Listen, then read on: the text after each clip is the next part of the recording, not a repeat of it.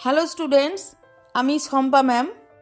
আজ আমি নিয়ে এসেছি WBHA টেস্ট পেপারের ইন্টার স্কুল টেস্টের 1 এবং 3 নম্বর কোশ্চেন পেপারের মাল্টিপল চয়েস কোশ্চেনগুলির আলোচনা নিয়ে।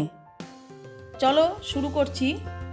WBHA ইন্টার স্কুল টেস্টের কোশ্চেন পেপার 1। দেখো, একে আছে বচনের উপাদান বলতে বোঝায় বচনের বিষয়বস্তুকে। 2, বৈধতা হলো যুক্তির আকারের ধর্ম, কিন্তু সত্যতা হলো বচনের ধর্ম। কারণ বাক্য বলতে গেলে আমরা শুদ্ধ অশুদ্ধ বলি, বচন বলতে গেলে আমরা সত্য মিথ্যা বলে থাকি। 3, লজস হলো একটি লাতিন শব্দ। লজস থেকে এসছে আমাদের লজিক শব্দটা। যে বচনের উদ্দেশ্য বিধেয় পদের সম্বন্ধ অন্য কোনো শর্তের উপর নির্ভরশীল নয় তাকে বলে নিরপেক্ষ বচন।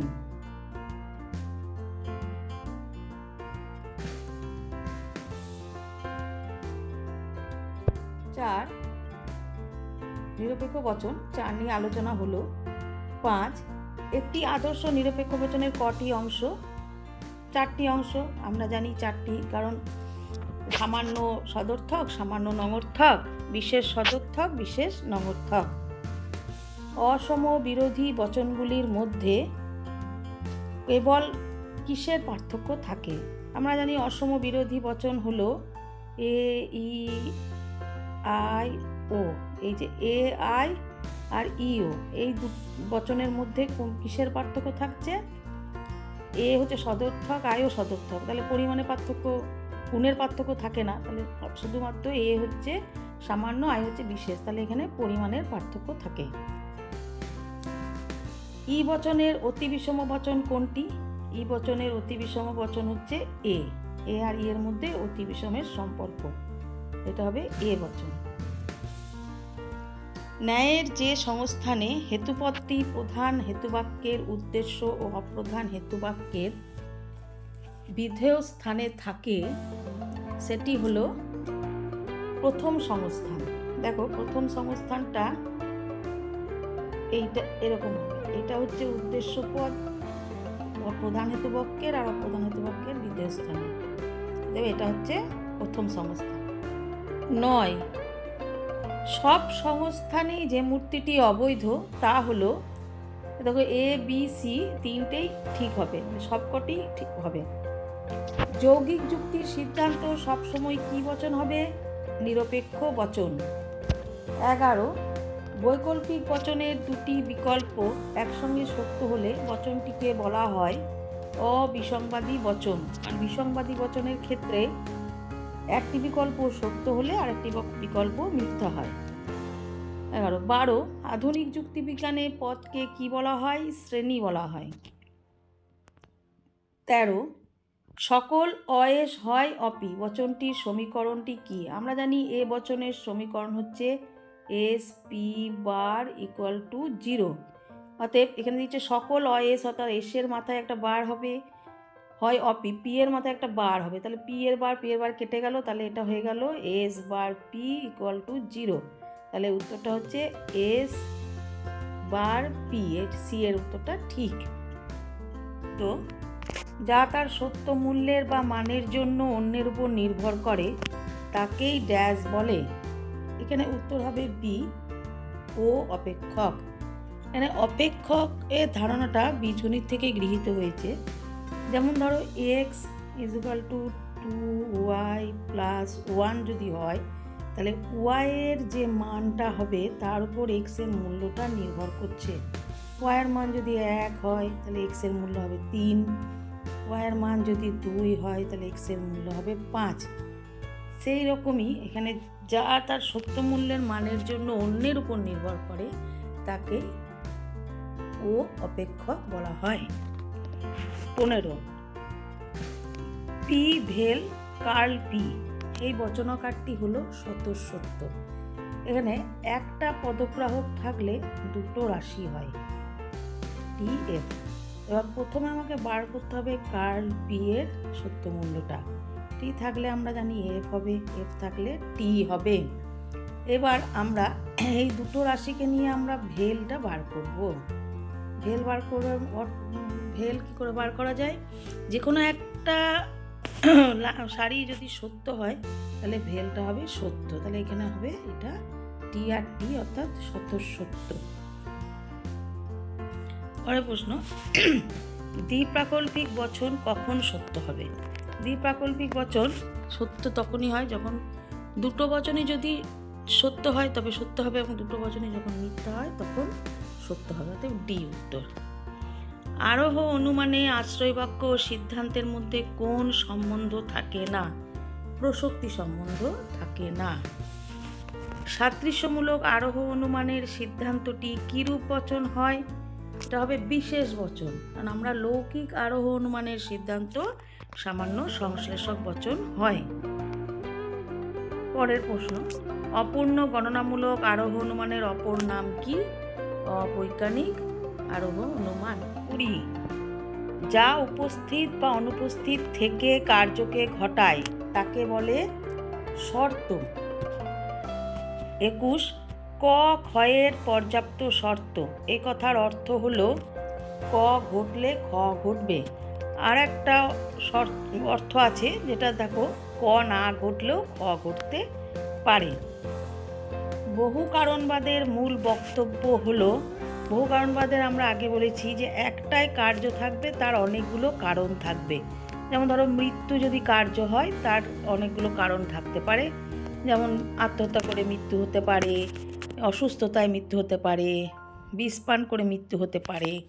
সেই জন্য এই উত্তরটা ঠিক হবে, একটি কার্য বহু কারণের দ্বারা হতে পারে। কোন পদ্ধতিকে ব্যতিরেকি পদ্ধতির পরিপূরক বলা যায়? এটা হবে তোমাদের সহপরিবর্তন পদ্ধতি। আর মিলের কোন পদ্ধতিটির প্রয়োগ ক্ষেত্র ব্যাপক? এটা হবে অন্বয় পদ্ধতি। অন্বয় পদ্ধতির প্রয়োগ ক্ষেত্র ব্যাপক। এবার আমরা পরের টেক্সটে যাই। পরের টেক্সটের 1-1 দেখো, যে যুক্তিতে আশ্রয়বাক্যের সত্যতা ও মিথ্যাত্ব বিচার করা হয় না তা হলো অবরোহ যুক্তি। 2, কোনো যুক্তিতে সিদ্ধান্তটি হেতুবাক্যকে অতিক্রম করে, এ কথার অর্থ কি? এ কথার অর্থ হলো সিদ্ধান্তটি হেতুবাক্যে নিহিত নেই। 3, একটি বৈধ যুক্তির ক্ষেত্রে কোন বক্তব্যটি সত্য? এক্ষেত্রে দেখো 3টে বক্তব্যই সত্য। আশ্রয়বাক্য ও সিদ্ধান্ত সত্য হতে পারে, আশ্রয়বাক্য মিথ্যা, সিদ্ধান্ত মিথ্যাও হতে পারে, আশ্রয়বাক্য মিথ্যা এবং সিদ্ধান্ত সত্যও হতে পারে। এখানে সবকটি সত্য। কোন বচনে বিধেয়পদ অব্যাপ্য হয়? অর্থাৎ বিধেয়পদ ব্যাপ্য হয় না। সদর্থক বচন। সদর্থক বচন কেন? কারণ এ বচন দেখো উদ্দেশ্যকে ব্যাপ্য করে, আর আই বচন কাউকেই ব্যাপ্য করে না। তাহলে আই বচনও বিধেয়কে ব্যাপ্য করে না, তাহলে এটা হবে সদর্থক বচন। 5, কদাচিতের সঙ্গে নয় শব্দটা যদি যুক্ত থাকে এটা নিচের কোনটিকে নির্দেশ করে? কদাচিৎ প্লাস যদি নয় থাকে তাহলে সেটা হয়ে যায় আই বচন, হয়। আর যদি কদাচিতের সঙ্গে হয় কথাটা যুক্ত থাকে তাহলে সেটা হবে ও বচন, নয় হয়। অতএব এই উত্তরটা হচ্ছে কোনো প্লাস হয়। কোন বিরোধিতায় দুটি বচন একই সঙ্গে মিথ্যা হতে পারে না কিন্তু একসঙ্গে সত্য হতে পারে? এটা হবে ডি এর অধীন বিপরীত বিরোধিতা। পরের প্রশ্ন, ই বচনের অসম বিরোধী বচন যদি সত্য হয় তাহলে আই বচনের সত্য মূল্য কি? তাহলে ই বচনের অসম বিরোধী বচন হলো ও যদি সত্য হয় তাহলে আই বচনের সত্য মূল্য হবে অনিশ্চিত। 8, প্রথম সংস্থানের বৈধ মূর্তিগুলিতে অপ্রধান আশ্রয় বাক্যগুলো হয় সদর্থক বচন। দেখো বারবারাতেও অপ্রধান আশ্রয়বাক্য এ, সিলারেন্টেও অপ্রধান আশ্রয়বাক্য এ, ডারিয়াতেও অপ্রধান আশ্রয়বাক্য আই এবং ফেরিওতেও অপ্রধান আশ্রয়বাক্য আই। পরের 9, ই আই ও মূর্তিটির চতুর্থ সংস্থানের নাম হলো ফ্রেসিশন। এই তোমাদের নামগুলো একটু মুখস্থ রাখতে হবে। 10, যদি পি নয় তবে কিউ নয়, এমন হয় যে কিউ অতএব বৈধ সিদ্ধান্তটি হলো, এখানে দেখো প্রধান আশ্রয় বাক্যে অনুগকে অস্বীকার করা হয়েছে, তাহলে আমাকে বৈধ সিদ্ধান্ত করতে গেলে পূর্বগকে স্বীকার করতে হবে, তো এটা হবে এ। 11 বৈকল্পিক যুক্তির সিদ্ধান্তটি হলো নিরপেক্ষ বচন, কারণ আমরা জানি প্রাকল্পিক ও বৈকল্পিক যুক্তির সিদ্ধান্ত নিরপেক্ষ বচনই হয়। প্রশ্ন, সকল অয়েস হয় অপি বচনটির বুলীয় ভাষ্য হলো,